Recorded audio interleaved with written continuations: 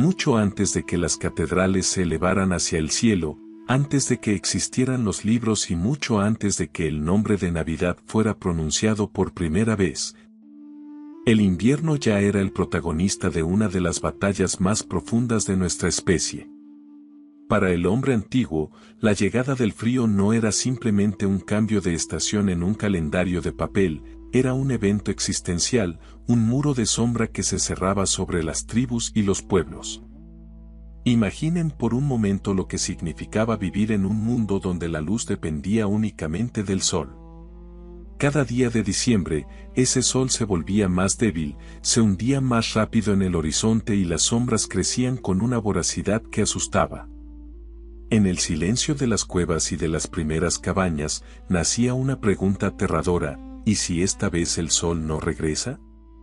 ¿Y si la oscuridad gana la partida para siempre?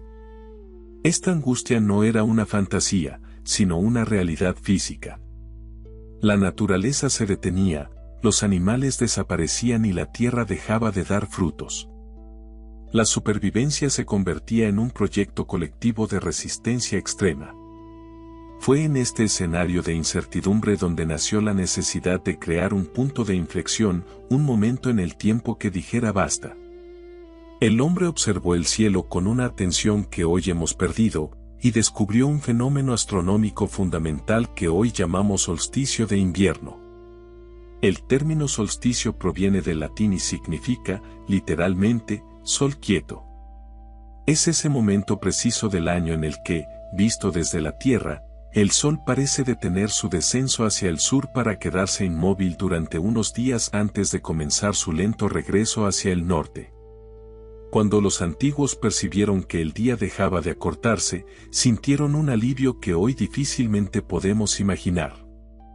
No era un conocimiento científico frío, era la confirmación de que la vida continuaría. Por eso, en casi todos los rincones del planeta, miles de años antes de nuestra era, ya se celebraba el nacimiento de la luz. Los grandes monumentos de piedra, como Stonehenge en Inglaterra o Newgrange en Irlanda, no fueron construidos por capricho. Son máquinas de piedra diseñadas para capturar el primer rayo de sol de esa mañana específica de diciembre. Esos rayos iluminaban las cámaras oscuras de las tumbas y los templos, llevando un mensaje de esperanza a los vivos y un recordatorio de que la muerte no era el final. En este periodo de oscuridad máxima, la humanidad aprendió que para sobrevivir necesitaba dos cosas: fuego y comunidad. El fuego no solo calentaba el cuerpo, sino que era un símbolo de resistencia contra la noche. Alrededor de las hogueras, la gente compartía los pocos alimentos que habían guardado, cantaban historias y reforzaban sus lazos. El aislamiento significaba la muerte, la unión significaba la vida. Esta dinámica social es la raíz más profunda de lo que hoy conocemos como el espíritu navideño. No nació de la abundancia, sino de la escasez y del miedo compartido que se transformaba en esperanza. Incluso el uso de plantas siempreverdes, como el pino o el acebo, tiene su origen en este instinto de supervivencia. Mientras todo lo demás moría o se secaba, estas plantas permanecían verdes, desafiando al hielo. Eran la prueba tangible de que la vida era más fuerte que el invierno. Los antiguos las llevaban a sus hogares como una forma de invocar esa misma resistencia para sus propias familias. Era una forma de decir que, aunque afuera todo pareciera muerto, dentro de casa la llama de la existencia seguía ardiendo con fuerza. Con el paso de los milenios, este sentimiento de alivio y victoria sobre la sombra comenzó a estructurarse. La celebración de la luz dejó de ser solo un instinto y se convirtió en cultura. Los mitos empezaron a llenar el vacío del silencio invernal. Se hablaba de dioses solares que luchaban contra monstruos de escarcha, de nacimientos milagrosos en la noche más larga y de promesas de una primavera eterna. Cada cultura le dio un nombre distinto, pero el corazón del festejo era el mismo: el sol ha vuelto, la luz ha ganado y nosotros, como especie, hemos sobrevivido un año más. Esta estructura emocional de espera, oscuridad y posterior victoria quedó grabada en el ADN de la humanidad. Por eso, cuando siglos después el mensaje del cristianismo empezó a extenderse por el mundo, encontró un terreno fértil. La gente ya sabía lo que era esperar un Salvador en medio de la noche, ya sabían lo que era celebrar cuando el sol parecía renacer. No fue un cambio brusco de creencias, sino un proceso de transferencia de significados. El sol físico, la estrella que nos da calor, comenzó a fundirse con la idea de una luz espiritual que venía a iluminar no solo el mundo exterior, sino el alma de las personas. Así, la historia de la Navidad no comienza en un pesebre de Belén, sino en el corazón de un ancestro que, temblando de frío hace 10.000 años, miró hacia el horizonte y sonrió al ver que el sol se levantaba 1 centímetro más que el día anterior. Ese pequeño movimiento en el cielo fue la chispa que encendió la hoguera más grande de nuestra historia cultural. Una hoguera que, desde aquellas noches prehistóricas, ha seguido ardiendo a través de los imperios, las guerras y los cambios sociales, recordándonos que incluso en el momento más oscuro del año, el amanecer es inevitable y la esperanza es la herramienta más poderosa que poseemos para habitar este mundo. Mucho antes de que las grandes civilizaciones del Mediterráneo dictaran el ritmo de la historia y antes de que Roma extendiera sus calzadas por el mundo conocido, en las llanuras de Mesopotamia, la humanidad ya había diseñado un mapa espiritual para enfrentar el invierno. Entre los ríos Tigris y Éufrates, en ciudades majestuosas como Babilonia, la llegada del frío extremo y la retirada del sol no se recibían con una simple espera silenciosa, sino con un festival frenético y cargado de simbolismo llamado Sakmuk. Este evento es el primer registro histórico de un periodo festivo prolongado al final del año, y su origen nos revela que el ser humano, desde el principio de los tiempos, ha necesitado rituales para convencerse de que la oscuridad no es eterna. Para los babilonios, el solsticio de invierno no era un fenómeno astronómico inofensivo, era un momento de terror sagrado. Creían que en esos días el orden del universo se rompía por completo y que su dios principal, Marduk, descendía a las profundidades para librar una batalla a vida o muerte contra Tiamat, el monstruo del caos que habitaba en las aguas primordiales y que representaba la sombra absoluta. Si Marduk ganaba, la primavera regresaría y la vida continuaría; si perdía, el mundo se hundiría en la nada. Este sentimiento de incertidumbre dio lugar a una celebración que duraba exactamente 12 días. Aquí encontramos la raíz histórica de una estructura que nos acompaña hasta hoy, la idea de un periodo de festejo que se extiende por casi 2 semanas para marcar la transición entre lo viejo y lo nuevo. Durante el Sakmuk, Babilonia se convertía en un espacio donde las leyes de los hombres quedaban suspendidas. Estos 12 días eran vistos como un paréntesis en el tiempo real, un intervalo peligroso donde el caos debía ser canalizado. Para ayudar al dios en su lucha, el pueblo participaba en rituales de una intensidad sobrecogedora. El rey de Babilonia, la figura más poderosa sobre la tierra, debía someterse a una humillación pública. Se le despojaba de su corona y de sus vestiduras reales, era abofeteado por los sacerdotes y obligado a arrodillarse ante la estatua del dios para demostrar que, ante el invierno y la muerte, ningún hombre, por muy poderoso que fuera, tenía el control total. En un gesto aún más extraño, se nombraba a un falso rey, generalmente un prisionero o un hombre común, que vestía las ropas reales y disfrutaba de lujos durante esos 12 días, solo para ser sacrificado simbólicamente al final del festival. Era una forma de limpiar los pecados de la sociedad y permitir que el verdadero orden renaciera junto con el sol. Mientras tanto, en las riberas del Nilo, el antiguo Egipto ofrecía una visión distinta pero igualmente poderosa de lo que significaba el solsticio de invierno.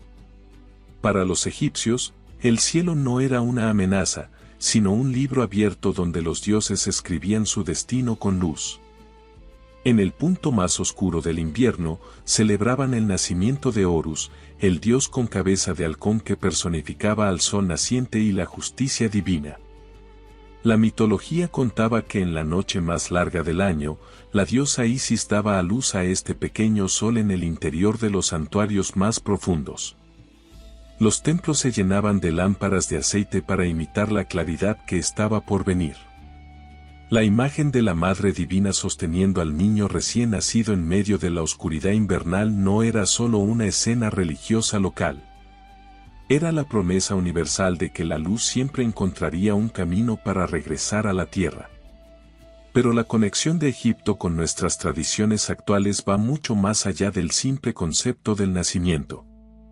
El mito de Osiris, el padre de Horus, es fundamental para entender por qué hoy seguimos decorando nuestros espacios con plantas verdes en diciembre.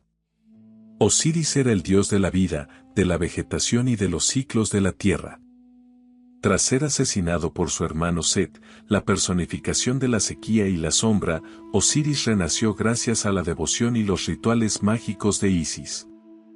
Este ciclo de muerte invernal y resurrección estaba íntimamente ligado al movimiento del sol y a la crecida del río. En honor a Osiris, los egipcios llevaban ramas de palmera a sus hogares durante el solsticio. Para ellos, la palmera era el símbolo de la victoria sobre la muerte porque permanecía verde incluso cuando el resto de la naturaleza parecía marchitarse. Aquellas ramas eran amuletos de vida, recordatorios físicos de que el espíritu de la naturaleza nunca muere realmente, sino que solo duerme durante el frío para despertar con más energía. Es asombroso observar cómo la idea de compartir y de los banquetes comunitarios también floreció en estas tierras. En las festividades de Mesopotamia, el intercambio de alimentos y pequeños objetos entre vecinos era una forma de sellar alianzas contra la escasez. No se trataba de un acto de vanidad, sino de una red de seguridad espiritual. Al comer juntos y dar regalos, los hombres demostraban que la comunidad era más fuerte que el miedo. Los grandes banquetes de Babilonia y las ofrendas masivas en los templos de Egipto establecieron el precedente de que la alegría es una herramienta de defensa. Estas tradiciones de las cunas olvidadas no se quedaron estancadas en el pasado. Viajaron con las caravanas de comerciantes, cruzaron los desiertos y navegaron por el Mediterráneo, filtrándose en las mentes de otros pueblos.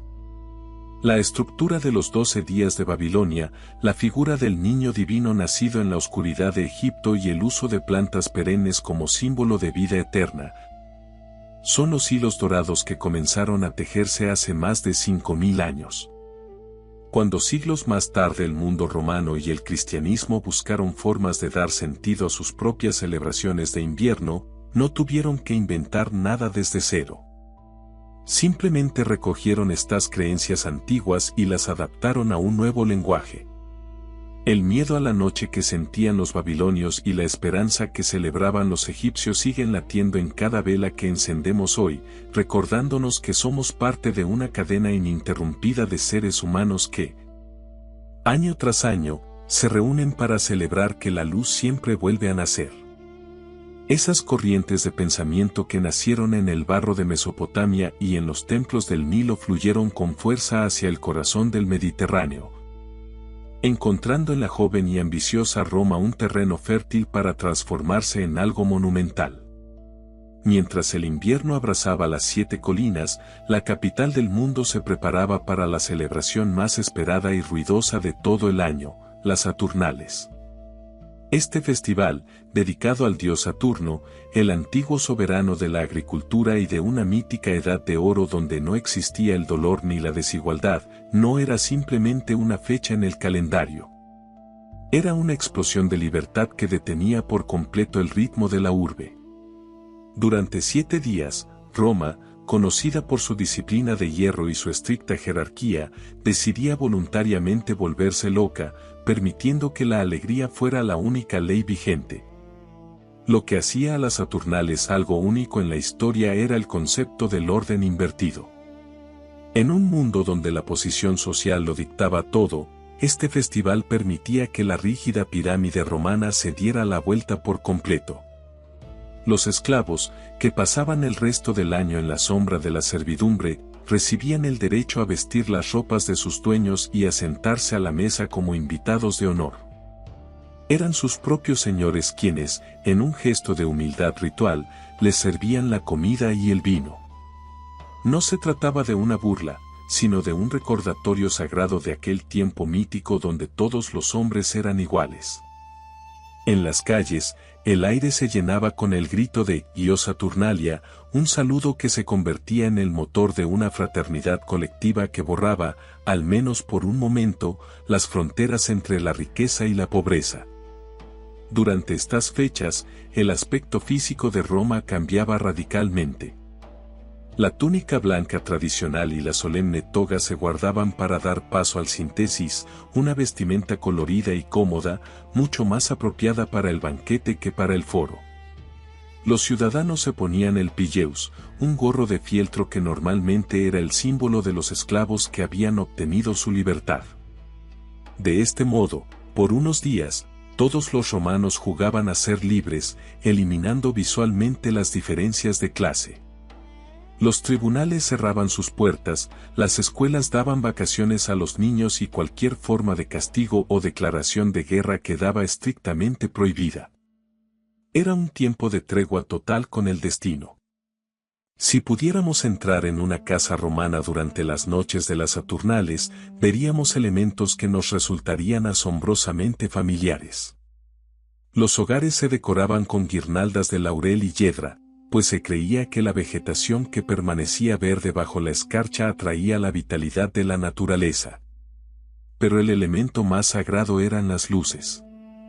Se encendían miles de velas de cera, llamadas cerei, para simbolizar la victoria de la luz sobre la oscuridad del invierno. Estas velas no eran solo decorativas, eran el regalo más común entre amigos y familiares. Al regalar una vela, un romano le estaba deseando a otro que la claridad nunca faltara en su vida, una tradición que ha sobrevivido de forma directa hasta las luces que hoy ponemos en nuestras ventanas y árboles. Es precisamente aquí donde el intercambio de regalos se convirtió en una verdadera institución social. Además de las velas, era costumbre regalar sigillaria, pequeñas figuras de arcilla o terracota que representaban deidades o escenas cotidianas. Los mercados se llenaban de estos objetos y la gente recorría los puestos buscando el detalle perfecto para sus seres queridos. Se regalaban nueces, frutas secas, ropa o incluso dinero. Era una época de generosidad obligatoria. Se creía que compartir la abundancia durante el solsticio aseguraba que la fortuna no abandonaría a la familia durante el resto del invierno. El acto de dar no era solo una muestra de afecto, sino un ritual para mantener el equilibrio del mundo. Incluso la diversión tenía una estructura propia en estas fiestas. En cada banquete se elegía por sorteo a un líder de la celebración, el Saturnalicius Princeps o el rey de las Saturnales. Este personaje tenía el poder de dar órdenes absurdas y divertidas a los demás invitados, asegurando que nadie se tomara demasiado en serio a sí mismo. Esta figura encarnaba el espíritu travieso del festival, donde la risa era vista como una forma de purificación espiritual necesaria para enfrentar los meses más duros del año. El espíritu de las Saturnales era tan poderoso que terminó absorbiendo otras fiestas menores, como las calendas de enero, donde se celebraba el inicio del nuevo año con aún más banquetes. Para un habitante de la antigua Roma, este periodo de diciembre era el momento de la humanitas, de recordar la conexión con el prójimo. Cuando el cristianismo comenzó a expandirse por el imperio, se encontró con una población que amaba profundamente estas costumbres. Era imposible pedirle a un ciudadano que renunciara a la alegría de las luces en sus ventanas o al placer de dar regalos a sus hijos. Los líderes de la nueva fe comprendieron con gran sabiduría que no debían destruir estas raíces, sino injertar en ellas un nuevo significado. Así, la fiesta de la inversión social y la edad de oro de Saturno comenzó a ceder su espacio a la idea de un reino espiritual donde también los últimos serían los primeros. Las velas romanas siguieron brillando, pero su luz empezó a apuntar hacia una figura que venía a transformar no solo la estructura social de Roma, sino el corazón mismo de la humanidad. Esta transición, sin embargo, necesitó de un impulso político definitivo para consolidarse, un momento donde el sol dejaría de ser solo un astro para convertirse en el símbolo de un imperio unificado. A medida que el imperio romano se adentraba en el convulso siglo III, la alegría de las Saturnales ya no era suficiente para mantener unida a una estructura que se agrietaba por las guerras civiles, las invasiones y una profunda crisis de identidad. En este escenario de incertidumbre, el poder político comprendió que necesitaba un símbolo de unidad absoluta, algo que brillara por encima de las divisiones y los múltiples dioses locales. Ese símbolo fue el Sol Invictus, o el Sol Invicto, una deidad que representaba la fuerza invencible del astro rey, capaz de regresar siempre triunfante después de la noche más larga. Para los emperadores, el sol no era solo un objeto de culto, sino la metáfora perfecta del mando imperial, único, soberano y eterno. El impulso definitivo para esta religión solar llegó en el año 274 bajo el mando del emperador Aureliano. Tras una serie de victorias militares que reunificaron las provincias rebeldes, Aureliano decidió que Roma debía tener un centro espiritual claro. Elevó el culto al Sol Invictus a la categoría de religión oficial del Estado, construyendo un templo magnífico en su honor y estableciendo un cuerpo de sacerdotes de alto rango. Pero su decisión más duradera, aquella que dejaría una marca imborrable en el calendario de la humanidad, fue la fijación de una fecha específica para la fiesta del nacimiento del Sol, el 25 de diciembre. Aureliano eligió el 25 de diciembre porque, en el antiguo calendario juliano, era el momento en que el solsticio de invierno terminaba de forma visible. Era el día en que, después de haber estado detenido durante 3 jornadas, el sol comenzaba a subir un grado más en el horizonte. Para el pueblo, este era el Dies Natalis Solis Invicti, el día del nacimiento del sol invicto. Era una celebración cargada de optimismo político. El imperio, al igual que el sol, estaba renaciendo de sus cenizas. Se organizaban 30 carreras de carros en el circo, se encendían hogueras en las plazas y la ciudad se inundaba de un sentimiento de victoria. Sin embargo, en los rincones más humildes de la sociedad romana, otra forma de ver la luz estaba ganando terreno en silencio. Los cristianos de los primeros siglos vivían en un mundo saturado de imágenes solares. Para ellos, el desafío era inmenso. ¿Cómo explicar su mensaje de salvación a una población que ya adoraba al sol físico como su protector supremo? Con una inteligencia cultural asombrosa, los líderes de la nueva fe no intentaron borrar el sol, sino que buscaron darle un nuevo rostro. En lugar de luchar contra la popularidad del 25 de diciembre, comenzaron a utilizar las metáforas solares de la cultura romana para describir a Jesús. En sus predicaciones, Cristo empezó a ser llamado el sol de justicia o la luz del mundo. El argumento era sencillo pero poderoso: si el mundo celebraba el nacimiento del sol que daba calor al cuerpo, con mucha más razón debía celebrar el nacimiento de aquel que traía la luz espiritual a las almas. Esta transición alcanzó su punto máximo con la llegada de Constantino el Grande en el siglo IV. Constantino, antes de su conversión definitiva, había sido un ferviente devoto del Sol Invictus. De hecho, durante gran parte de su reinado, las monedas imperiales mostraban en una cara la efigie del sol y en la otra los símbolos cristianos. Para la mente de un romano de aquel tiempo, la transición no era contradictoria, sino complementaria. La figura del sol invicto fue cediendo su lugar a la figura del Cristo triunfante. Fue bajo este ambiente de fusión que la Iglesia de Roma, hacia el año 336, decidió fijar formalmente la Navidad en el 25 de diciembre. Al adoptar esta fecha, la Iglesia logró algo que ninguna ley imperial había conseguido antes: transformar una costumbre social profundamente arraigada en un evento religioso nuevo. No se trataba de un engaño, sino de una forma de bautizar el tiempo. El banquete, las luces y la alegría que antes se dedicaban al astro rey ahora se enfocaban en el nacimiento de un niño en una provincia remota. El sol seguía siendo el centro del calendario, pero ahora ese sol tenía un significado humano y una promesa de redención. El 25 de diciembre dejó de ser solo el día en que los días empezaban a alargarse para convertirse en el día en que la esperanza se hacía carne. Es importante entender que en ese momento no había pruebas históricas ni documentos que indicaran que Jesús había nacido exactamente ese día. De hecho, en las iglesias de Oriente, el nacimiento se celebraba junto con el bautismo en el mes de enero. Pero el peso de la tradición solar en Roma era tan fuerte que la fecha de diciembre terminó imponiéndose en todo el mundo cristiano. Al hacer esto, la fe demostró una capacidad única para absorber la cultura que la rodeaba y transformarla desde adentro. Hacia finales del siglo IV, cuando el cristianismo se convirtió en la religión definitiva del imperio bajo Teodosio, el antiguo culto al sol Invictus desapareció de las plazas. Pero su eco quedó guardado para siempre en la estructura de la Navidad. Cada vez que encendemos una vela en diciembre o celebramos el regreso de la luz, estamos repitiendo un gesto que nació en los palacios de los emperadores romanos y en las mentes de los astrónomos antiguos. La Navidad se consolidó así como un puente entre dos mundos, el poder visible de Roma y la fe invisible de una nueva era.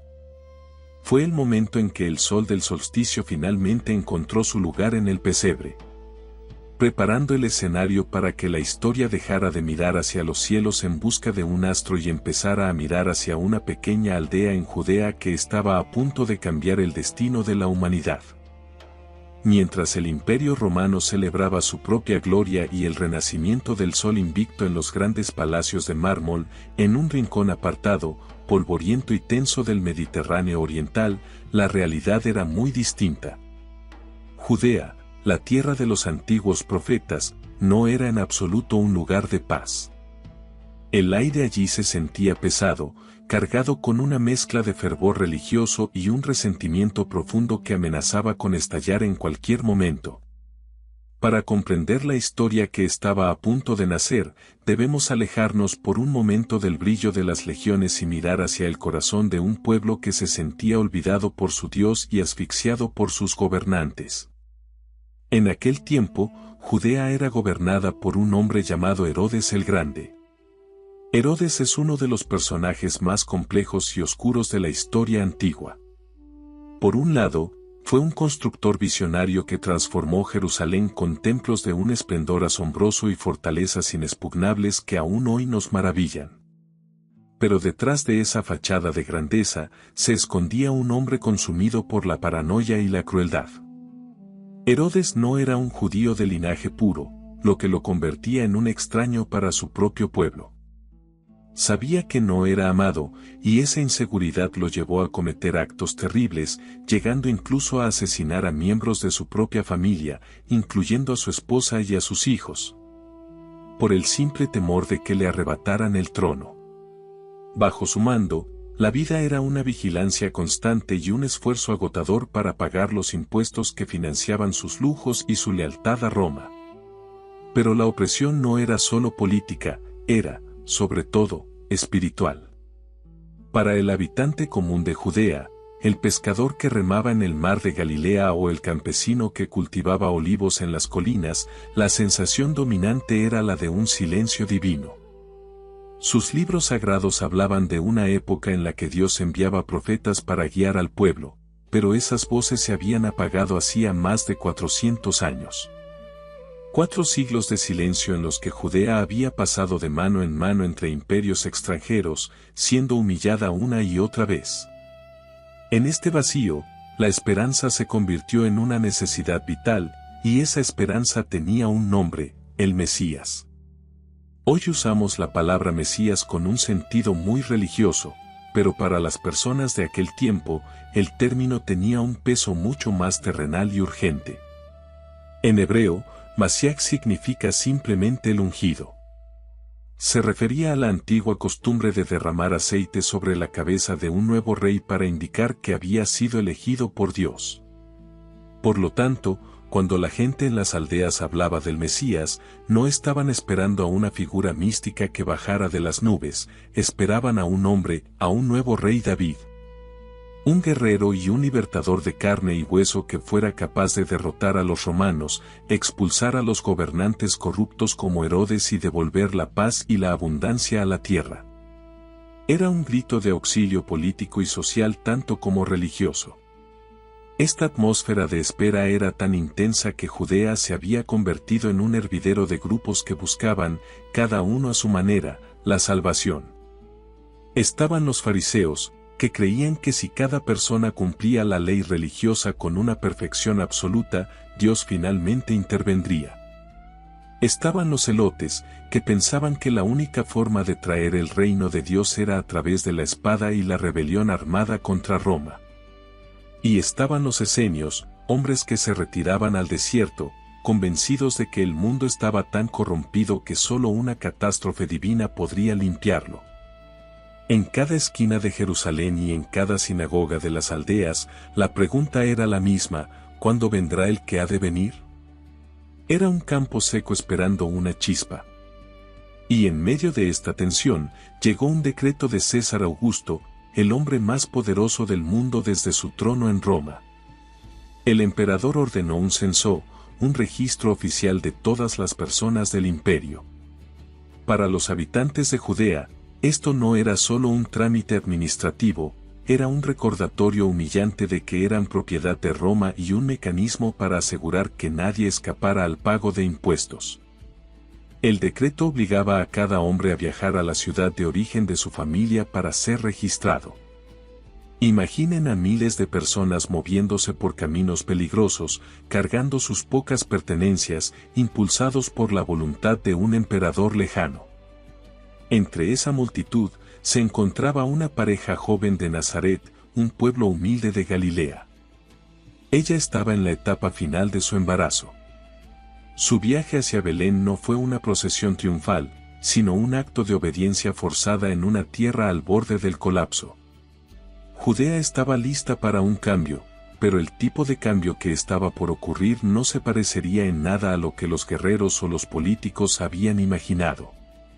La historia estaba a punto de dar un giro inesperado, pasando de los grandes decretos imperiales y los ejércitos en marcha a la fragilidad de un nacimiento en la noche más profunda, en un establo donde nadie estaba mirando.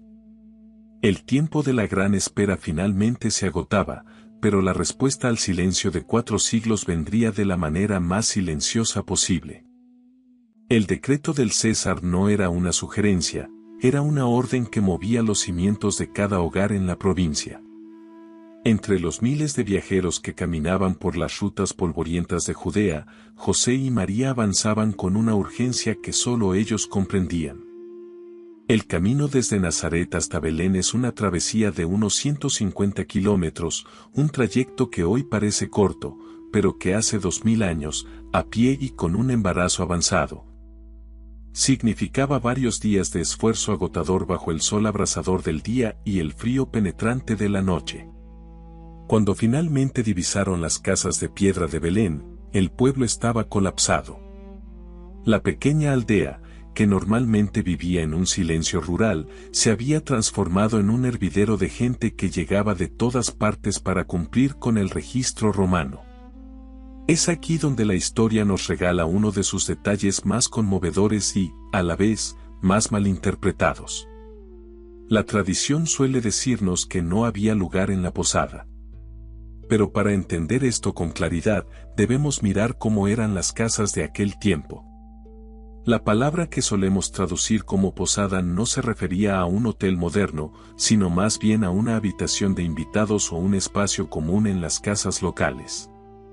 Debido al censo, todas estas habitaciones estaban repletas.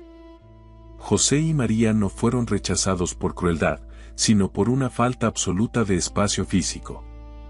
Ante esta situación, terminaron en un lugar destinado a los animales. Probablemente una de las cuevas que abundaban en las colinas de Belén y que los habitantes usaban como establos durante el invierno para proteger a sus ovejas y bueyes del clima.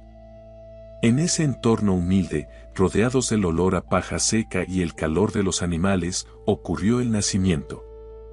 Lucas, el autor de este relato, pone un énfasis especial en un objeto que se convertiría en el símbolo universal de la Navidad, el pesebre. Pero, ¿qué es exactamente un pesebre? Para un habitante de Judea, era simplemente el cajón donde se ponía el forraje o la comida para el ganado. Al colocar al recién nacido allí, la historia nos está diciendo algo muy profundo: el Salvador del mundo no llegaba en una cuna de seda, sino en el lugar más sencillo e insignificante imaginable. El relato dice que María envolvió al niño en pañales. En aquel tiempo, esto significaba usar largas tiras de tela de lino para envolver firmemente los miembros del bebé, una costumbre que se creía ayudaba a que el cuerpo del niño creciera fuerte y recto. Era la imagen de la fragilidad absoluta. Mientras el pueblo dormía y los grandes de Jerusalén ignoraban lo que sucedía en aquel establo, la escena se traslada a las colinas circundantes. Allí, un grupo de hombres vigilaba sus rebaños durante la noche. Estos eran los pastores. Es vital comprender quiénes eran estas personas en la sociedad del primer siglo. Lejos de la imagen romántica y dulce que tenemos hoy, los pastores eran parias sociales. Su trabajo los mantenía ritualmente impuros según las leyes religiosas, vivían a la intemperie, tenían fama de ser poco honestos y su testimonio ni siquiera era aceptado en un tribunal de justicia. Eran los últimos, los olvidados, los hombres que vivían en las márgenes del mundo. Fue precisamente a ellos, y no a los reyes o a los sacerdotes, a quienes se les entregó la primera noticia del nacimiento. El relato nos dice que una luz cegadora rompió la oscuridad de la noche y una voz les anunció que en la ciudad de David había nacido un Salvador. La reacción inicial de estos hombres fue el terror, un miedo humano ante lo desconocido. Pero el mensaje fue de paz. La famosa expresión "Gloria a Dios en las alturas y en la tierra paz a los hombres de buena voluntad" se convirtió en el himno de esta noche. Al recibir la noticia, los pastores no dudaron. Corrieron hacia el pueblo, buscando entre los establos hasta que encontraron la señal que se les había dado: un niño envuelto en pañales y acostado en un pesebre. Cuando los pastores llegaron al lugar, no encontraron un espectáculo de gloria visible, sino a una pareja joven y a un bebé en un comedero de animales. Sin embargo, para ellos fue suficiente. Esos hombres, cuya palabra no valía nada ante la ley humana, se convirtieron en los primeros mensajeros de la historia más importante del mundo. Al salir del establo, empezaron a contar a todos lo que habían visto y oído, llenando las calles de Belén con un asombro que nadie podía explicar. María, por su parte, guardaba todas estas cosas en su corazón, meditando en el silencio de la noche sobre el contraste entre la magnitud del anuncio y la sencillez de la realidad que tenía ante sus ojos. Esta parte de la historia nos enseña que el origen del festejo no está en la abundancia ni en el poder, sino en la vulnerabilidad y la inclusión de los despreciados. El Evangelio de Lucas nos presenta un Dios que elige la periferia, que prefiere el silencio de un establo al ruido de los palacios y que confía su mensaje más sagrado a aquellos a quienes nadie quería escuchar. La Navidad, en su esencia más pura, nació así, como un evento íntimo, casi secreto, que ocurrió mientras el mundo seguía girando con sus preocupaciones políticas y sus censos imperiales. Fue una luz pequeña encendida en la noche de Belén, una luz que no buscaba deslumbrar, sino acompañar a la humanidad en su pobreza, recordándonos que lo más sagrado suele esconderse en lo más sencillo. Mientras el relato de Lucas nos mantenía a ras de suelo, entre el barro de los caminos y el calor de un establo, el Evangelio de Mateo levanta nuestra mirada hacia la inmensidad del cielo nocturno. Aquí, la historia del nacimiento deja de ser un evento puramente local para convertirse en un suceso cósmico que atrae la atención de tierras lejanas y desconocidas. En esta versión, no hay pastores ni ángeles cantando en las colinas, en su lugar, aparecen unos personajes rodeados de misterio que han cautivado la imaginación del mundo durante siglos: los magos de Oriente. Pero, para entender realmente quiénes eran estos hombres, debemos limpiar nuestra mente de las imágenes de las tarjetas navideñas y observar los hechos con los ojos de la historia. La palabra mago que utiliza el texto original no se refería a personas que hacían trucos de magia, sino a una clase muy específica de sabios y sacerdotes, probablemente provenientes de la antigua Persia o Babilonia. Estos hombres eran los científicos de su época, eran expertos en astronomía y astrología, disciplinas que en aquel tiempo estaban totalmente unidas. Para ellos, el cielo era un mapa donde los dioses escribían el destino de las naciones. Cuando estos sabios observaron un fenómeno inusual en el firmamento, algo que llamamos la estrella de Belén, no lo vieron como un simple dato curioso. Para su mentalidad, la aparición de una nueva luz significaba que un gran cambio estaba ocurriendo en la tierra, el nacimiento de un rey que marcaría una nueva era. Es importante notar que el relato bíblico nunca dice que fueran 3, ni tampoco afirma que fueran reyes. La tradición posterior les asignó el número 3 simplemente porque el texto menciona 3 regalos y les dio el título de reyes para cumplir con antiguas profecías. Pero en el relato original, son buscadores de la verdad, extranjeros que atraviesan desiertos y fronteras siguiendo una señal que nadie más parece notar. Su viaje es la representación de la humanidad que busca respuestas más allá de su propia cultura. La llegada de estos sabios a Jerusalén provocó un terremoto político. No fueron directamente a Belén, sino que, lógicamente, buscaron al nuevo rey en el palacio de la capital. Allí se encontraron con Herodes el Grande, el hombre que ya conocimos por su crueldad y paranoia. Imaginen la escena. Un grupo de extranjeros distinguidos entra en la corte preguntando por el rey de los judíos que ha nacido. Para Herodes, que vivía aterrado con la idea de perder su trono, estas palabras fueron como una sentencia. El palacio se llenó de susurros y miedo. Herodes, con la astucia que lo caracterizaba, consultó a sus propios expertos religiosos, quienes le señalaron que, según las antiguas escrituras, el líder esperado nacería en la pequeña aldea de Belén. Herodes intentó usar a los sabios como espías, pidiéndoles que encontraran al niño y regresaran a informarle. Pero la estrella, esa luz que los había guiado durante meses, volvió a aparecer ante ellos, guiándolos no a un palacio, sino a una casa común en Belén. Al entrar, el contraste no pudo ser mayor.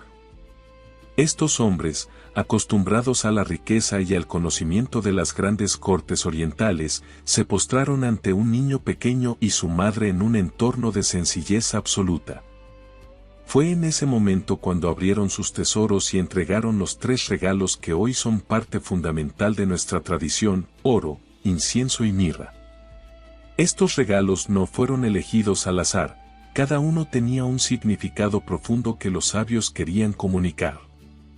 El oro era el regalo para un rey, reconociendo la soberanía del niño. El incienso, una resina aromática que se quemaba en los templos para que el humo subiera al cielo, era el regalo para un dios, reconociendo su naturaleza divina. Y la mirra, una sustancia que se utilizaba en aquel tiempo para embalsamar los cuerpos de los muertos, era un regalo extraño y sombrío para un bebé. Era el reconocimiento de su humanidad y del sacrificio que habría de realizar en el futuro. Eran regalos que hablaban de poder, de divinidad y de mortalidad, todo mezclado en la figura de un recién nacido. Pero la luz de la estrella pronto fue perseguida por la sombra del poder humano. Advertidos en sueños de que Herodes planeaba asesinar al niño, los sabios regresaron a sus tierras por otro camino, evitando Jerusalén. Este acto de desobediencia desató la furia del rey, quien, en un intento desesperado por eliminar cualquier competencia, ordenó la muerte de todos los niños varones menores de 2 años en la región de Belén. Es lo que conocemos como la matanza de los inocentes, un episodio que nos recuerda que, desde su inicio, la historia de la Navidad ha estado marcada por el conflicto entre la luz de la esperanza y la oscuridad de la tiranía.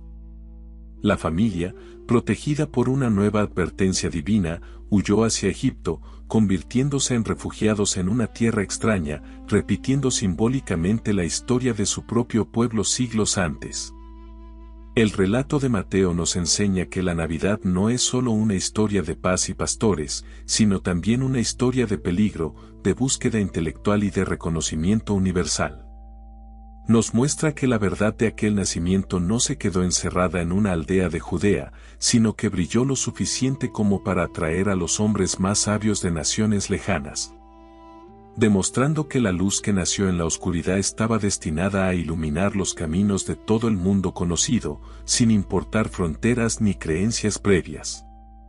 Si hoy nos resulta casi imposible imaginar un mes de diciembre sin las luces, los cantos y la atmósfera de la Navidad, para los cristianos de los 3 primeros siglos la idea de celebrar el cumpleaños de Jesús les habría parecido algo sumamente extraño, e incluso, un poco ofensivo. Durante 300 años, la Iglesia creció, se expandió y enfrentó persecuciones sin tener una fiesta dedicada al nacimiento de su fundador.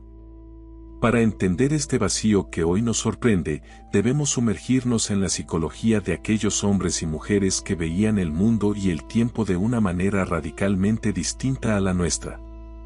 En el mundo antiguo, y especialmente dentro de la tradición judía en la que nació el cristianismo, los cumpleaños no eran fechas que se celebraran. No había pasteles, ni regalos, ni reuniones familiares para conmemorar el día en que alguien llegaba al mundo. De hecho, en las sagradas escrituras de aquel tiempo, las únicas menciones a celebraciones de cumpleaños estaban asociadas con personajes paganos o tiranos, como el faraón de Egipto o el rey Herodes. Para los primeros creyentes, el día del nacimiento era visto simplemente como la entrada a un mundo de dolor, pecado y limitaciones. Lo que realmente importaba no era cómo alguien comenzaba su vida, sino cómo la terminaba y qué legado dejaba tras de sí.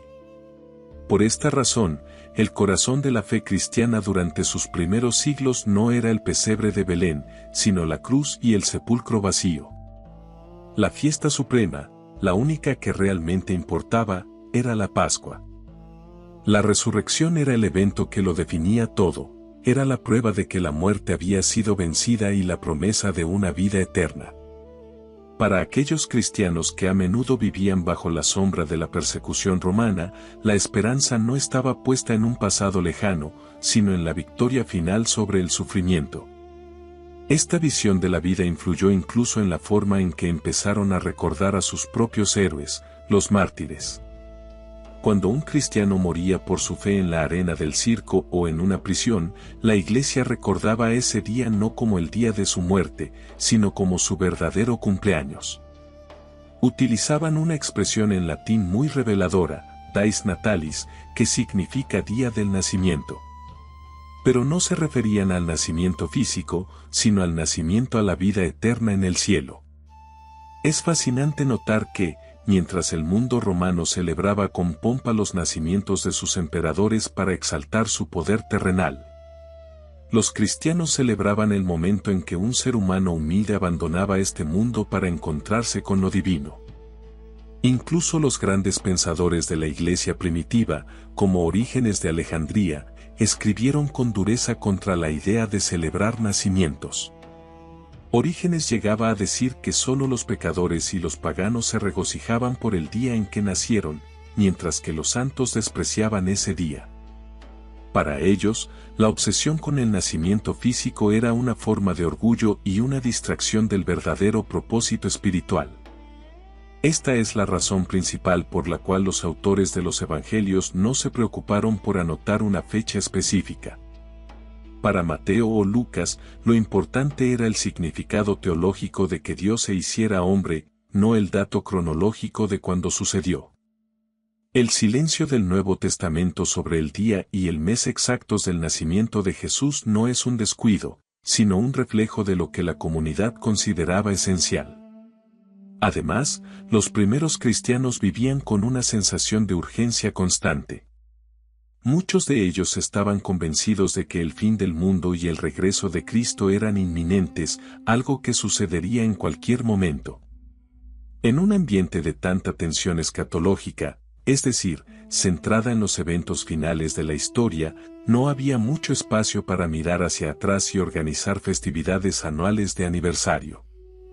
El tiempo no se veía como un ciclo que se repite eternamente, sino como una línea recta que se agotaba rápidamente hacia el encuentro final con Dios. Sin embargo, a medida que las décadas se convirtieron en siglos y la Iglesia comenzó a entender que su estancia en el mundo iba a ser más larga de lo previsto, surgió la necesidad de organizar el tiempo. El cristianismo empezó a dejar de ser una pequeña secta perseguida para convertirse en una institución con presencia en todas las capas de la sociedad romana. Al integrarse en la cultura del imperio, los cristianos empezaron a hacerse preguntas que antes no eran prioritarias.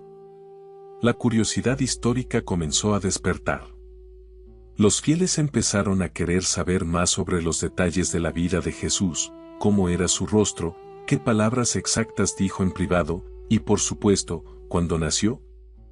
Fue este cambio de mentalidad, impulsado por el crecimiento de la Iglesia y su salida de las catacumbas, lo que preparó el terreno para la creación de la Navidad. El vacío de 300 años empezó a llenarse no por una orden divina, sino por una necesidad humana de celebrar el origen de su esperanza. La Iglesia comprendió que, si quería transformar la cultura romana desde adentro, debía ofrecer algo que hablara al corazón de la gente, algo que pudiera competir con la alegría de las fiestas paganas de invierno. Así, lentamente, el foco empezó a desplazarse desde la exclusividad de la muerte y la resurrección hacia la ternura del nacimiento, iniciando un proceso de búsqueda y cálculo que finalmente llevaría a elegir una fecha que cambiaría el calendario del mundo para siempre. Pero antes de que eso sucediera, hubo que resolver un misterio que no estaba en ningún libro, el enigma de la fecha perfecta. Si abrimos los evangelios y buscamos el día y el mes exactos del nacimiento de Jesús, nos encontraremos con un silencio absoluto. Los textos sagrados nos hablan del lugar, de los protagonistas y del significado, pero omiten por completo el dato en el calendario. Entonces, surge la pregunta que ha fascinado a historiadores y creyentes durante siglos: ¿cómo terminamos celebrando la Navidad precisamente el 25 de diciembre? Durante mucho tiempo se ha dicho que fue simplemente una estrategia para sustituir las fiestas paganas de Roma, pero la realidad es mucho más compleja, profunda y parecida a un rompecabezas teológico y matemático que se armó pieza por pieza en los primeros siglos de nuestra era. Para entender este misterio, debemos viajar a la mente de los antiguos pensadores cristianos. Ellos no veían el tiempo como algo caótico, sino como una obra de arte diseñada por Dios donde cada fecha debía tener un significado perfecto. Existía una teoría muy popular en aquel tiempo llamada la edad integral o la integridad de la vida. Según esta creencia, las personas verdaderamente santas debían morir el mismo día en que habían sido concebidas. Era una forma de cerrar un círculo perfecto, demostrando que su vida no tenía desperdicio y que cada segundo estaba bajo un plan divino. Partiendo de esta base, los primeros teólogos, que es como llamamos a los estudiosos que buscan entender la naturaleza de lo sagrado, se centraron primero en la fecha de la muerte de Jesús. Según los registros de la Pascua judía, se llegó a la conclusión de que Cristo había muerto un 25 de marzo.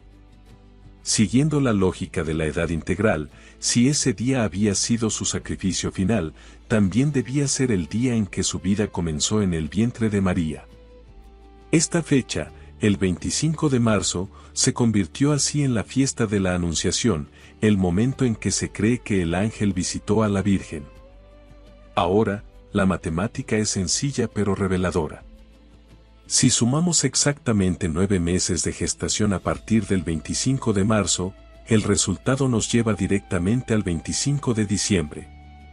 Para los cristianos del siglo IV, esta coincidencia no era una casualidad, sino la prueba definitiva de que el nacimiento de Jesús estaba sincronizado con el orden mismo de la creación.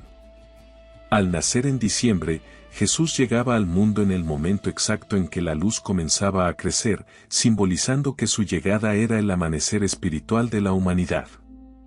Pero hay otro nivel de simbolismo que conecta esta fecha con el universo mismo.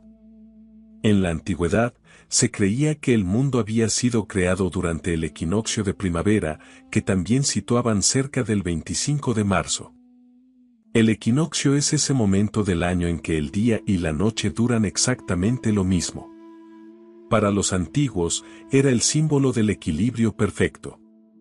Si el mundo había sido creado en marzo, era lógico pensar que la nueva creación, es decir, la llegada de Cristo, debía comenzar a gestarse ese mismo día.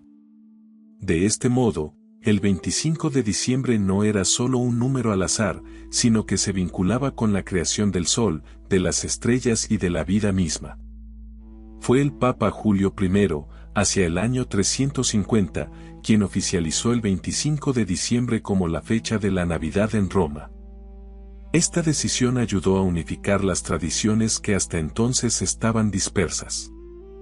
En las iglesias de Oriente, por ejemplo, se prefería celebrar todo junto, el nacimiento y el bautismo, el 6 de enero, una fecha que hoy conocemos como la Epifanía o el Día de los Reyes Magos. Sin embargo, la fuerza de la tradición romana y su poderoso simbolismo solar terminaron convenciendo al resto del mundo cristiano. Es fascinante pensar que la elección de la fecha fue un encuentro entre la fe y la ciencia de la época. No fue un acto de sumisión a las fiestas paganas del sol invicto, sino más bien un acto de competencia simbólica. La Iglesia estaba diciendo, ustedes celebran al sol que ilumina el cielo, pero nosotros celebramos al creador de ese sol.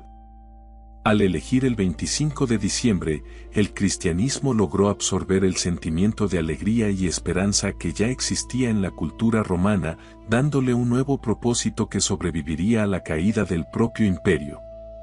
Esta construcción de la fecha cambió para siempre la forma en que los seres humanos habitamos el tiempo.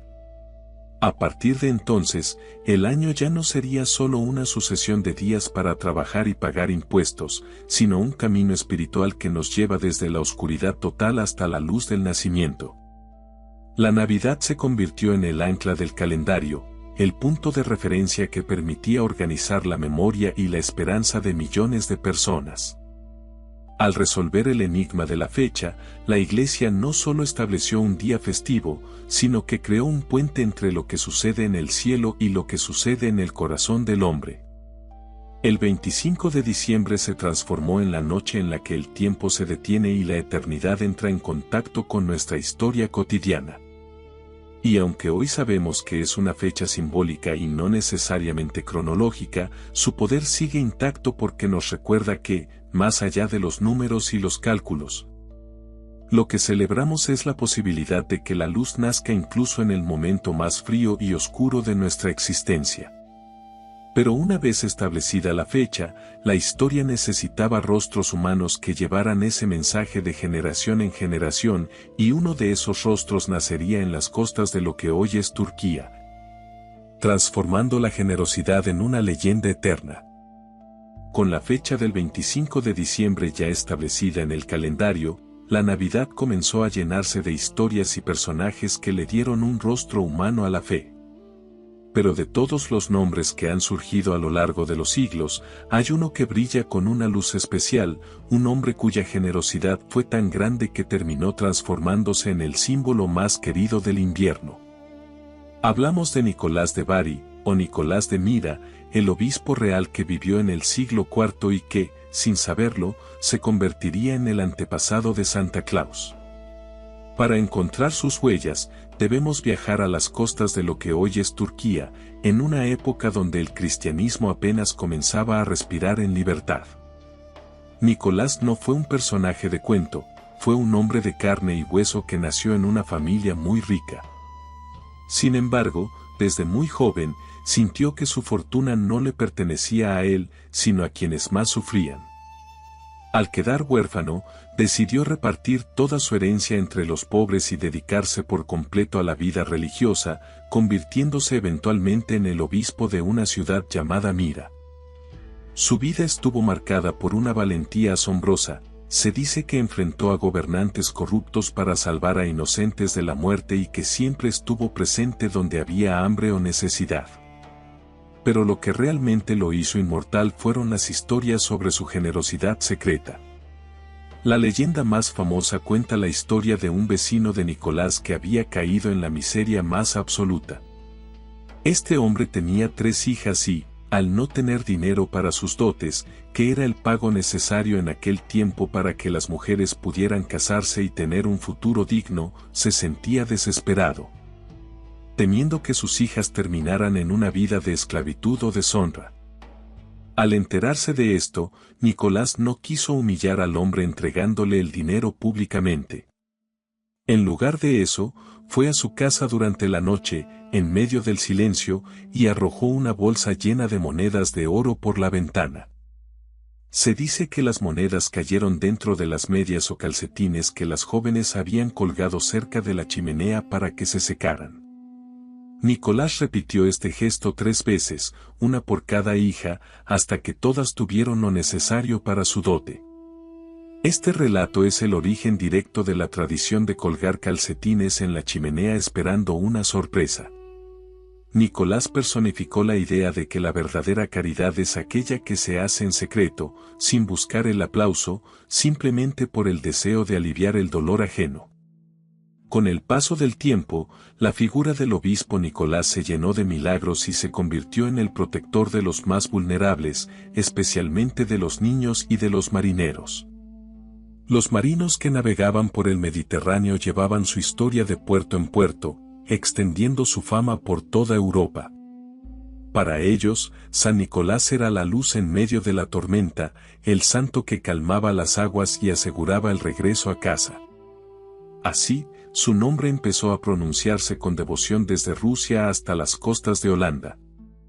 Fue en los Países Bajos donde su nombre sufrió una transformación fonética crucial. Allí lo llamaban Sinterklaas, una forma abreviada de San Nicolás. Los holandeses mantenían viva la tradición de que este anciano bondadoso llegaba cada diciembre para premiar a los niños por su buen comportamiento. Cuando los inmigrantes holandeses viajaron al Nuevo Mundo y fundaron ciudades como Nueva Ámsterdam, que hoy conocemos como Nueva York, llevaron consigo la leyenda de Sinterklaas. En el crisol de culturas de América, ese nombre se transformó lentamente en Santa Claus, y su túnica de obispo comenzó a cambiar por el traje que hoy todos reconocemos.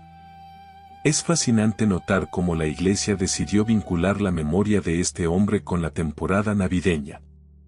Aunque su festividad oficial es el 6 de diciembre, su espíritu de dar regalos y de proteger a la infancia era tan compatible con el mensaje del nacimiento de Jesús que ambas celebraciones terminaron fundiéndose en una sola en la mente popular. San Nicolás nos enseñó que la Navidad no es solo recibir, sino principalmente dar, y que un acto de bondad hecho en la oscuridad de una noche fría puede resonar durante 1700 años. La historia de este obispo de Mira nos recuerda que detrás del mito comercial hay una raíz de justicia social y de amor al prójimo.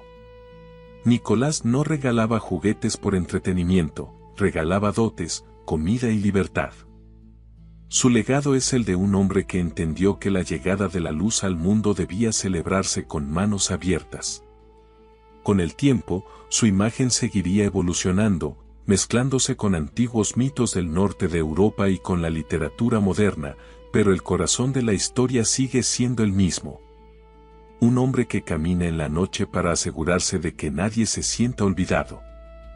Esta tradición de hacer el bien se volvería aún más visual y participativa durante la Edad Media, cuando el mensaje de la Navidad salió de los libros sagrados para convertirse en un espectáculo viviente en las plazas de los pueblos.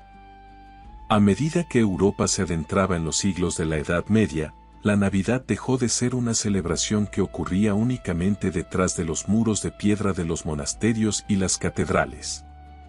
El mensaje de la luz que nace en la oscuridad comenzó a filtrarse en la vida cotidiana de los campesinos, los artesanos y los pastores, transformándose en una fiesta de los sentidos, llena de teatro, música y una cercanía humana que antes no existía. En este periodo, la fe no se estudiaba en los libros, que eran escasos y costosos, sino que se vivía a través de lo que se podía ver, tocar y cantar. El frío invierno medieval, a menudo cruel y marcado por el hambre, necesitaba una historia que fuera tangible, y fue un hombre humilde de Italia quien logró que el mundo entero pudiera, por fin, ver la Navidad con sus propios ojos. Corría el año 1223 en una pequeña aldea llamada Grexio.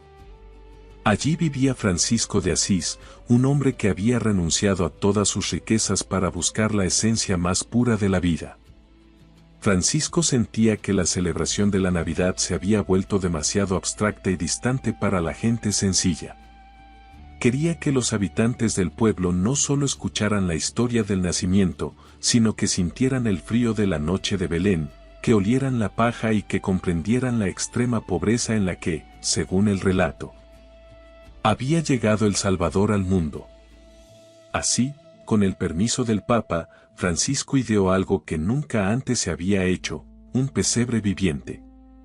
En una cueva natural en las afueras de Grexio, Francisco preparó una escena sencilla pero revolucionaria.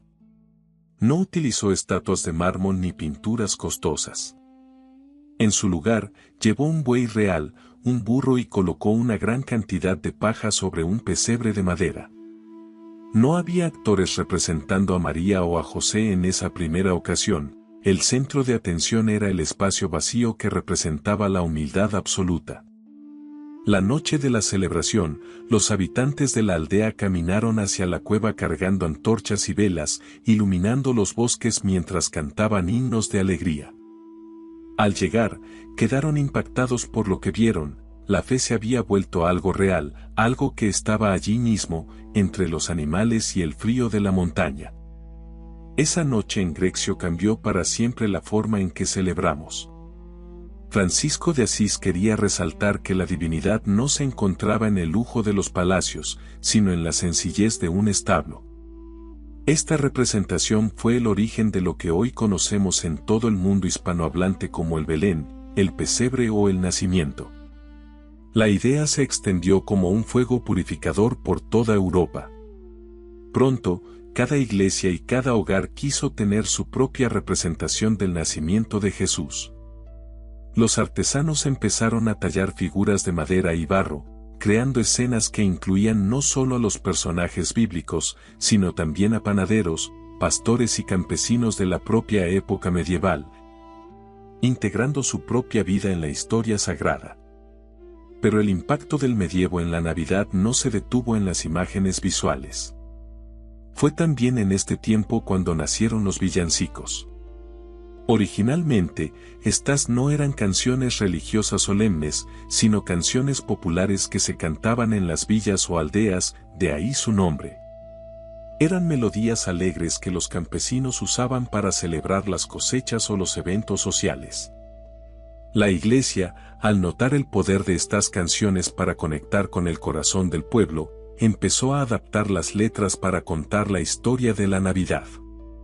De este modo, la teología complicada se transformó en versos sencillos que cualquiera podía recordar y cantar mientras caminaba por el campo o trabajaba en el taller.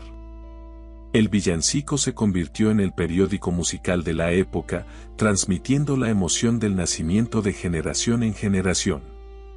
La Navidad medieval era también un tiempo de tregua y de teatro. En las plazas de las ciudades se representaban los autos sacramentales o misterios, obras de teatro donde actores aficionados daban vida a las escenas del paraíso, la profecía de los sabios y, por supuesto, la noche de Belén. Era una época donde el mundo espiritual y el mundo terrenal se daban la mano. La generosidad que había predicado San Nicolás siglos antes se materializó en banquetes comunitarios donde los señores feudales, a menudo, abrían sus puertas para que los más humildes compartieran la mesa. En un eco de las antiguas Saturnales romanas pero bajo una nueva luz de caridad cristiana. Esta etapa de la historia nos legó la calidez y el folclore que hoy consideramos esenciales. El medievo nos enseñó que la Navidad es una historia que pertenece a todos, no solo a los sabios o a los poderosos. Gracias a la visión de Francisco de Asís, el pesebre se convirtió en el centro del hogar, un recordatorio anual de que lo más grande puede nacer en lo más pequeño. Pero mientras Europa se llenaba de luces y cantos, una nueva corriente de pensamiento comenzaba a gestarse en el horizonte. Un movimiento que vería con sospecha tanta alegría externa y que, en un giro dramático del destino, intentaría borrar la Navidad del mapa, considerándola una distracción peligrosa de la verdadera fe. Aquel resplandor de luces, teatro y cantos que Francisco de Asís y el mundo medieval habían fomentado, pronto se encontró de frente con una tormenta ideológica que amenazó con apagar la Navidad para siempre. Para entender este capítulo oscuro, debemos viajar al siglo XVII, un tiempo de intensos conflictos religiosos y políticos donde un grupo de hombres decidió que la celebración más querida de la cristiandad era, en realidad, un pecado que debía ser erradicado. Estos hombres eran los puritanos, una corriente del protestantismo que buscaba purificar la religión de cualquier elemento que no estuviera explícitamente escrito en la Biblia. Los puritanos miraban las festividades de diciembre con una mezcla de sospecha y desprecio. Su argumento era sencillo pero implacable: en ningún lugar de las Sagradas Escrituras se ordenaba celebrar el nacimiento de Jesús, ni mucho menos se mencionaba el 25 de diciembre como una fecha sagrada. Para ellos, la Navidad no era más que un invento de la Iglesia Católica y un residuo de las antiguas Saturnales paganas que distraía a los fieles de una vida de sobriedad y trabajo. Consideraban que el nombre mismo de la fiesta, que en inglés es Christmas y significa Misa de Cristo, era una abominación papista que debía ser eliminada del lenguaje común. En Inglaterra, bajo el mando de Oliver Cromwell y un parlamento dominado por el puritanismo, la situación llegó a un punto extremo en la década de 1640. Se emitieron decretos oficiales que prohibían cualquier tipo de celebración. El 25 de diciembre dejó de ser un día festivo para convertirse, por ley, en un día laboral ordinario. Las tiendas y los mercados tenían la obligación de permanecer abiertos, y los soldados patrullaban las calles de Londres para confiscar cualquier adorno o comida especial que sugiriera un festejo. Si el olor a ganso asado salía de una chimenea, los oficiales podían entrar en la casa y castigar a la familia. Se prohibieron los villancicos, se cerraron las iglesias que intentaban dar misas especiales y se persiguió a cualquiera que se atreviera a decorar su puerta con acebo o yedra. Pero los puritanos no solo odiaban la teología de la fiesta, también odiaban el comportamiento de la gente. Debemos ser honestos y reconocer que, en aquel tiempo, la Navidad se había vuelto una celebración extremadamente ruidosa y, a menudo, violenta. Las calles se llenaban de hombres borrachos, apuestas, juegos de azar y desórdenes públicos que duraban los 12 días de la temporada. Para la mentalidad puritana, obsesionada con el orden y la disciplina, el caos de diciembre era una ofensa directa a Dios. Creían que la mejor forma de honrar a Cristo era a través del estudio silencioso de la Biblia y no mediante el exceso de comida y bebida. Esta prohibición cruzó el Océano Atlántico y llegó a las colonias de lo que hoy es Estados Unidos.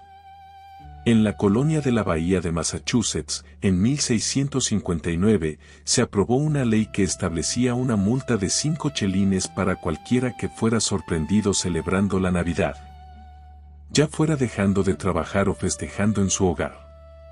5 chelines era una cantidad de dinero considerable para un trabajador de la época. En Nueva Inglaterra, durante más de 20 años, el 25 de diciembre fue un día de silencio obligatorio y castigo para los que desobedecieran. Los niños no recibían regalos y las familias debían actuar como si fuera un día cualquiera en el calendario. Sin embargo, el espíritu de la fiesta demostró ser más resistente que las leyes de los hombres. A pesar de las multas y las amenazas, mucha gente seguía celebrando en secreto, en la intimidad de sus hogares, manteniendo vivas las tradiciones que habían heredado de sus abuelos. La Navidad se convirtió en un símbolo de resistencia cultural. En Inglaterra, la prohibición generó un descontento social tan grande que incluso estallaron disturbios a favor de la fiesta. La gente quería recuperar su derecho a la alegría y a la comunidad. Finalmente, con la restauración de la monarquía en Inglaterra y el paso del tiempo en las colonias americanas, las leyes prohibitivas fueron perdiendo fuerza hasta ser derogadas. Sin embargo, el impacto del puritanismo dejó una huella duradera. Durante mucho tiempo, en las regiones de influencia protestante, la Navidad se mantuvo como una celebración mucho más sobria y austera que en los países católicos. Esta época de prohibición nos enseña que la Navidad no es solo un evento religioso o comercial, sino una necesidad humana de luz y fraternidad que difícilmente puede ser suprimida por la fuerza del Estado o de la ideología. Cuando la Navidad regresó a la vida pública, ya no era exactamente la misma.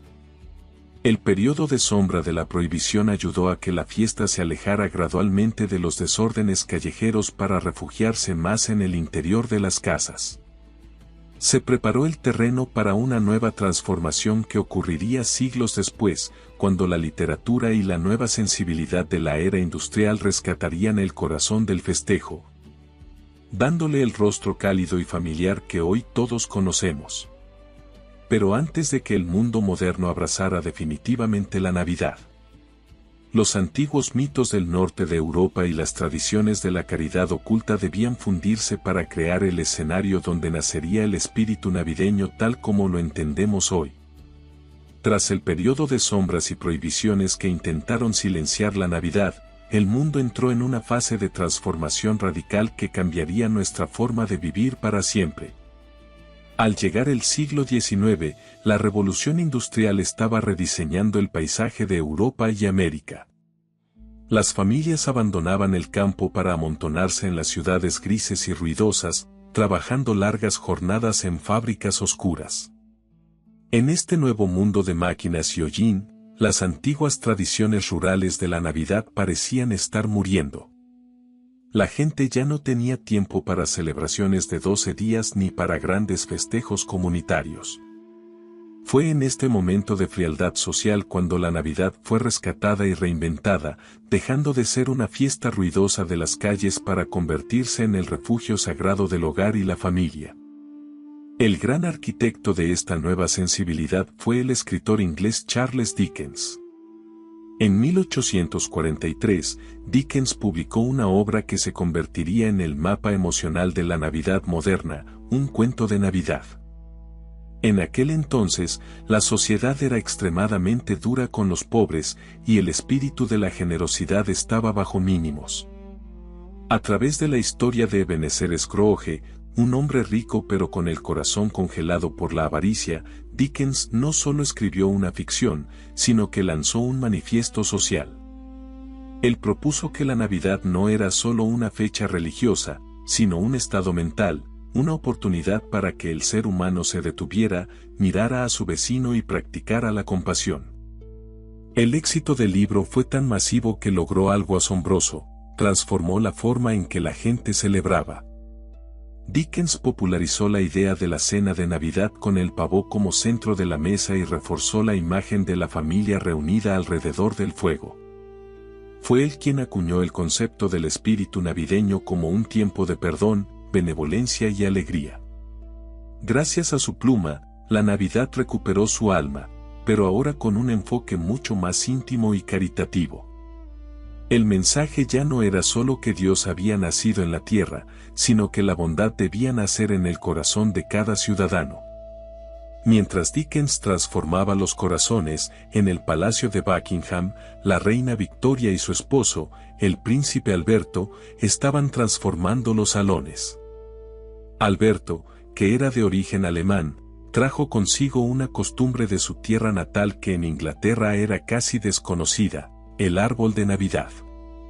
En 1848, una revista ilustrada publicó un dibujo de la familia real reunida alrededor de un abeto decorado con velas, dulces y pequeños juguetes. En aquella época, la reina Victoria era la mayor influenciadora del mundo, lo que ella hacía se convertía inmediatamente en el estándar de elegancia y moralidad. Casi de la noche a la mañana, todas las familias de clase media en Gran Bretaña y, poco después, en los Estados Unidos y el resto de Europa, quisieron tener un árbol en sus casas. El abeto siempre verde, que miles de años atrás los egipcios y romanos usaban como símbolo de vida, se convertía ahora en el centro decorativo oficial del hogar moderno.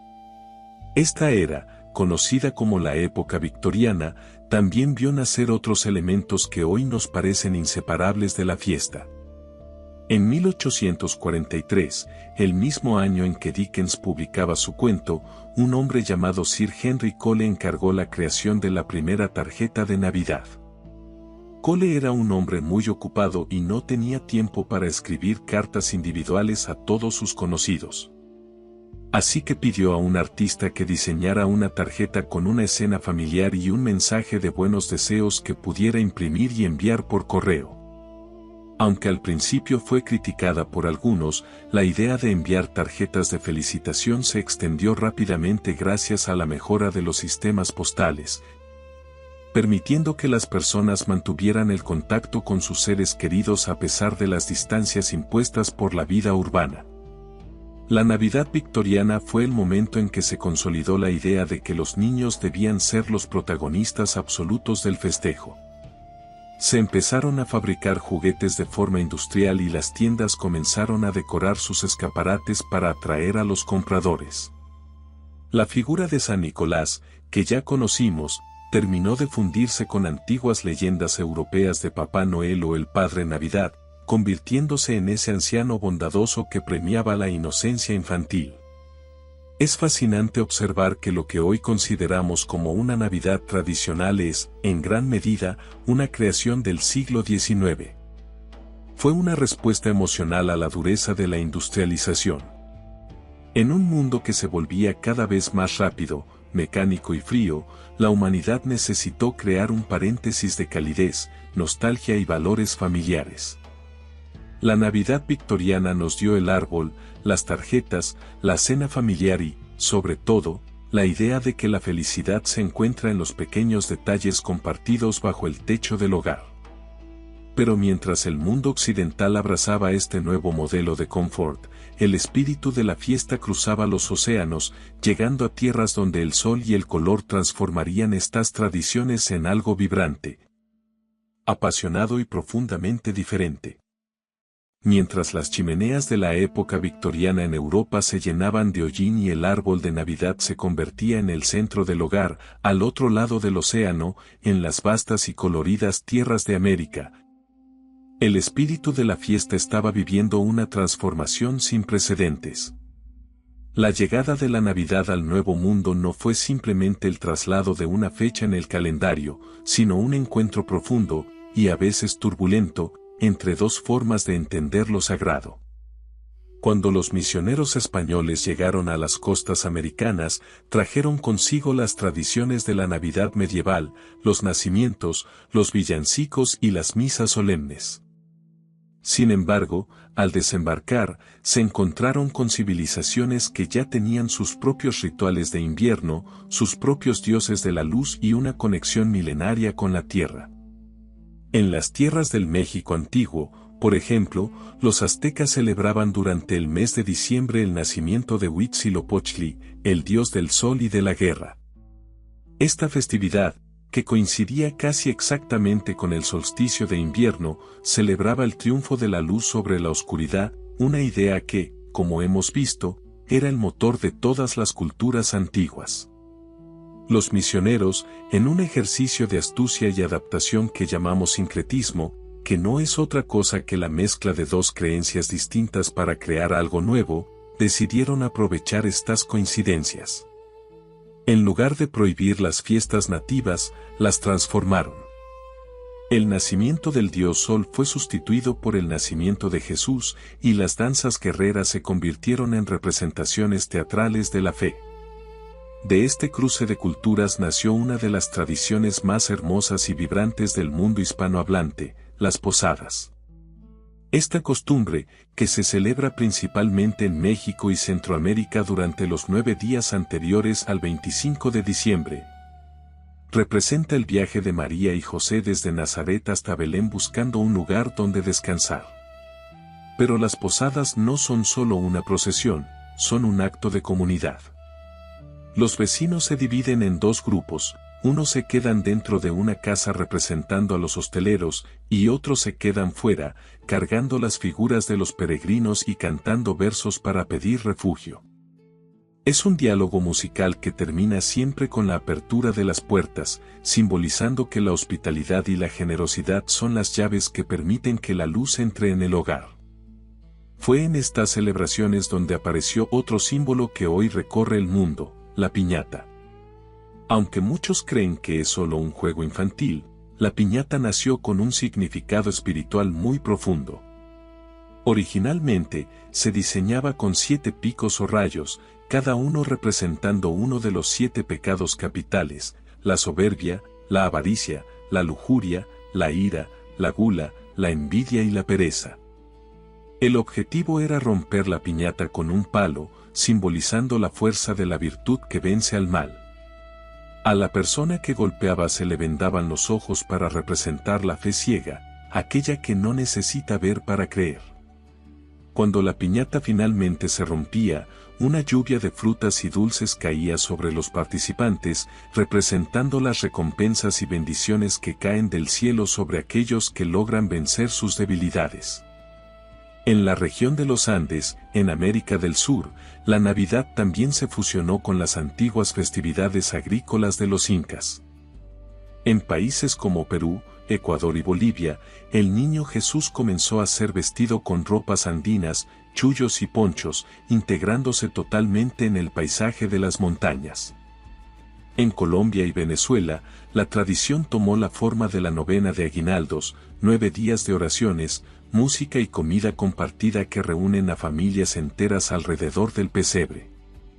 En Puerto Rico y el Caribe, la Navidad se llenó de parrandas, donde los grupos de amigos sorprenden a sus vecinos con música ruidosa y alegre en mitad de la noche, extendiendo la fiesta hasta el amanecer. Pero si hay algo que define el corazón de la Navidad en todo el mundo latino es la Nochebuena.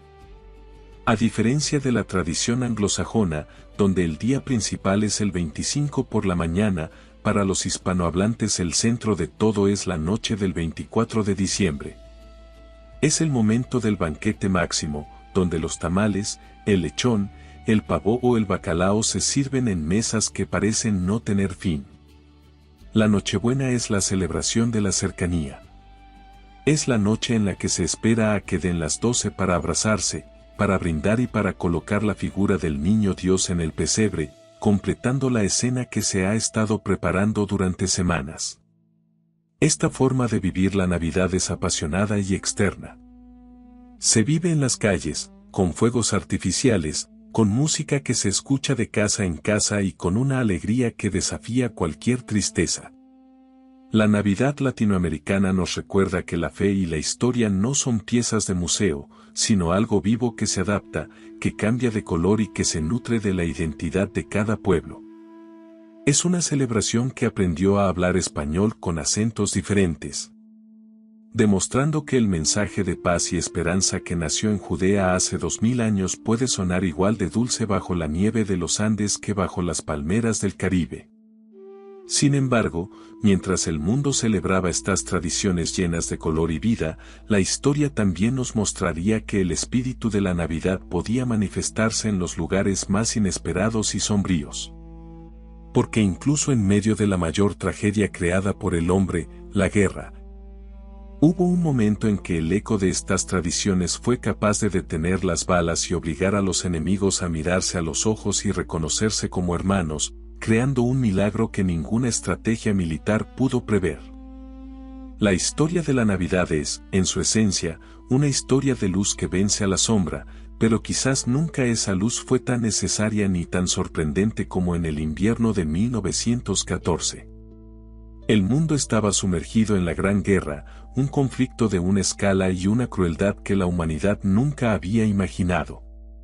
Lo que se prometió como una campaña rápida que terminaría antes de que cayeran las hojas de los árboles, se había convertido en una pesadilla de barro, frío y muerte en las llanuras de Europa. Los soldados de ambos bandos, atrapados en trincheras húmedas y estrechas, estaban separados apenas por unos pocos metros de una franja de tierra devastada que llamaban Tierra de Nadie. Un lugar donde solo reinaba el alambre de espino y el miedo. Al llegar la víspera de Navidad de aquel primer año de guerra, el agotamiento y la nostalgia se apoderaron de los combatientes. Lejos de sus hogares, rodeados de enemigos a los que debían odiar por orden de sus generales, los soldados británicos, franceses y alemanes compartían el mismo sufrimiento. El frío que les calaba los huesos y el deseo de estar con sus familias. En ese escenario de deshumanización absoluta, ocurrió algo que ningún estratega militar pudo prever y que ninguna orden oficial pudo detener. Todo comenzó con una canción. En el sector de Flandes, durante la noche del 24 de diciembre, el silencio del frente fue roto por un sonido inesperado. Desde las trincheras alemanas, empezó a elevarse una melodía suave. Los soldados alemanes estaban cantando Stille Nacht, el himno que nosotros conocemos como Noche de Paz. Al principio, los soldados británicos escucharon con desconfianza, pensando que podría ser una trampa, pero pronto se dieron cuenta de que no había armas en aquellas voces, solo una profunda tristeza compartida. En respuesta, los británicos comenzaron a cantar sus propios villancicos en inglés. Por unos momentos, las balas fueron reemplazadas por notas musicales que cruzaban el aire gélido de la noche. Lo que sucedió después fue un milagro de valentía humana. Algunos soldados alemanes comenzaron a colocar pequeños árboles de Navidad con velas encendidas sobre los bordes de sus trincheras. Uno de ellos, arriesgando su vida, se levantó y caminó hacia la Tierra de Nadie gritando en un inglés imperfecto: "Ustedes no disparan, nosotros no disparamos". Lentamente, la desconfianza se transformó en asombro. Soldados que horas antes intentaban matarse entre sí, dejaron sus fusiles y salieron a campo abierto para encontrarse con el enemigo. En mitad de aquel paisaje desolado, los hombres se dieron la mano. Se enseñaron fotografías de sus esposas y sus hijos, dándose cuenta de que el hombre que tenían enfrente no era un monstruo, sino alguien exactamente igual a ellos. Compartieron lo poco que tenían: tabaco, chocolate, raciones de comida y vino. Algunos incluso utilizaron ese tiempo de tregua para enterrar juntos a sus compañeros que habían caído en los combates anteriores, rezando oraciones comunes sobre las tumbas improvisadas. La Navidad había logrado lo imposible: detener la maquinaria de guerra más poderosa del planeta a través de un simple gesto de fraternidad. La leyenda dice que en varios sectores del frente se organizaron partidos de fútbol. Usando gorros o latas vacías como postes y pelotas hechas de trapos viejos, los soldados jugaron en el barro, riendo y olvidando por un instante que eran enemigos. En ese momento, no había naciones, ni banderas, ni ideologías políticas, solo había seres humanos celebrando la vida en medio del cementerio en que se había convertido Europa.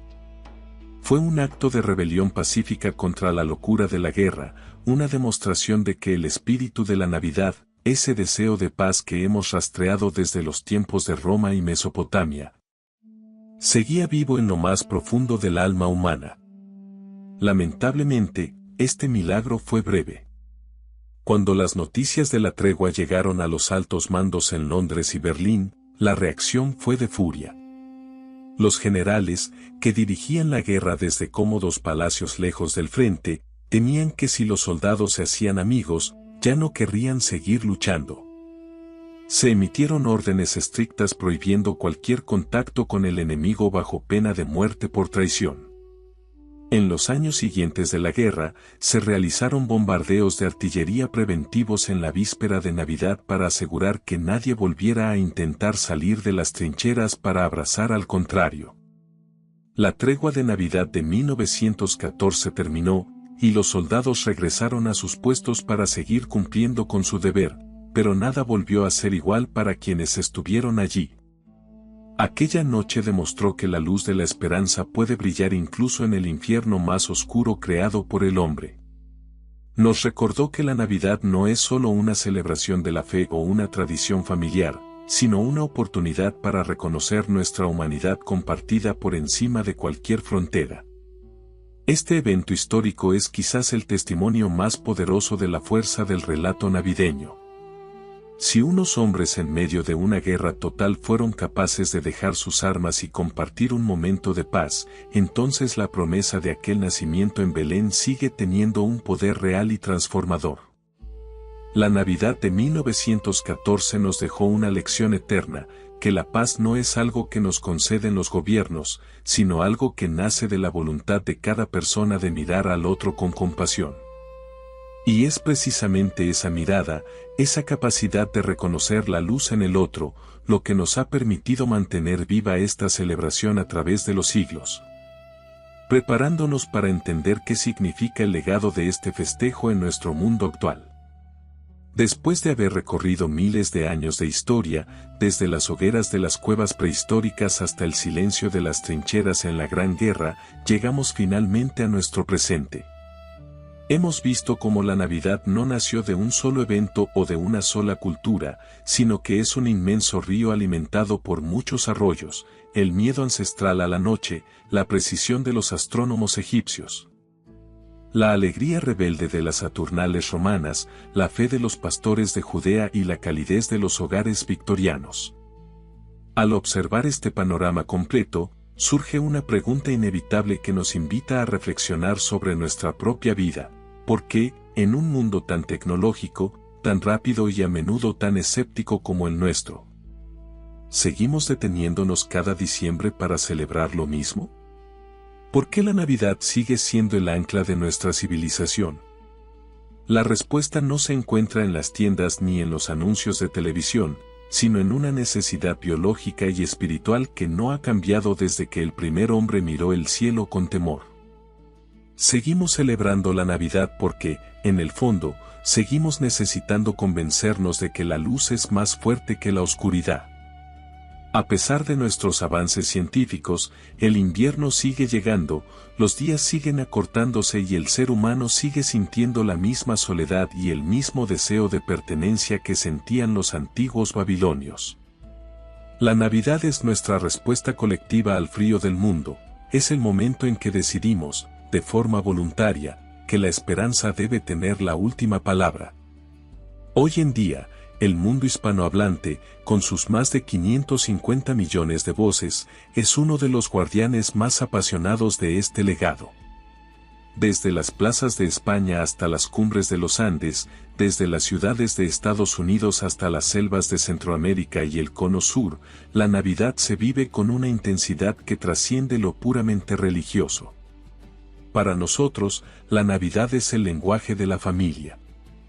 Es el puente que une a los que están lejos con los que se quedaron en casa, el hilo invisible que conecta a nuestros abuelos con nuestros hijos a través de una receta de cocina, un villancico o la colocación de una pequeña figura en el pesebre. Al compartir estas tradiciones, no solo estamos repitiendo gestos antiguos, sino que estamos reafirmando quiénes somos y de dónde venimos. Es cierto que el mundo moderno ha intentado transformar este festejo en una industria de consumo masivo. A veces, entre tantas luces de neón y envoltorios de regalo, parece que el mensaje original de humildad y silencio se pierde. Sin embargo, el consumismo, que es esa tendencia a comprar cosas que no necesitamos para impresionar a gente que no conocemos, no es más que una capa superficial. Debajo de todo eso, el corazón de la Navidad permanece intacto. Sigue siendo la noche en la que buscamos el rostro del otro, la noche en la que el perdón se vuelve un poco más fácil y la generosidad se convierte en una aventura secreta. Tal como lo enseñó el viejo obispo Nicolás en las costas de Mira. El legado de la Navidad es su capacidad de adaptación. Ha sobrevivido a la caída de imperios, a prohibiciones ideológicas y a guerras mundiales. Y ha sobrevivido porque no es una estructura rígida, sino una historia viva. Es la historia de un nacimiento que nos recuerda que cada vida humana, por muy humilde o frágil que parezca, tiene un valor infinito. Nos enseña que lo más sagrado no siempre se encuentra en los templos de oro, sino en la vulnerabilidad de un niño, en la sencillez de una madre y en la voluntad de un hombre común por proteger a los suyos. Ese mensaje de humanitas, de humanidad compartida, es lo que hace que un ciudadano de Madrid, uno de Ciudad de México y uno de Buenos Aires sientan la misma emoción al sonar las 12 campanadas. Al apagar las luces al final de este largo viaje a través de los siglos, nos damos cuenta de que la Navidad es, en última instancia, el espejo de lo mejor que hay en nosotros. Es el recordatorio anual de que tenemos la capacidad de ser luz en la vida de alguien más. No importa si la celebramos bajo la nieve del hemisferio norte o bajo el sol ardiente del verano austral, lo que importa es que seguimos reuniéndonos para decir que la vida vale la pena, que la paz es posible y que nadie debe ser dejado atrás en la noche más larga. La Navidad seguirá evolucionando, cambiará de formas y de canciones, pero mientras existan seres humanos que miren hacia el horizonte buscando una señal de esperanza, la historia del nacimiento de la luz volverá a ser contada. Porque la Navidad no es solo un hecho del pasado, es una promesa de futuro. Es el compromiso de que, año tras año, generación tras generación, seguiremos encendiendo una vela contra la sombra, manteniendo vivo el fuego de una tradición que nos hace sentir, por unos días, que el mundo es un lugar un poco más cálido, un poco más justo y mucho más humano. Ese es el verdadero milagro que ha atravesado los milenios, que en medio de la inmensidad del universo, todavía elegimos detenernos, mirarnos a los ojos y decirnos, con una sinceridad que vence al tiempo, que no estamos solos en la oscuridad.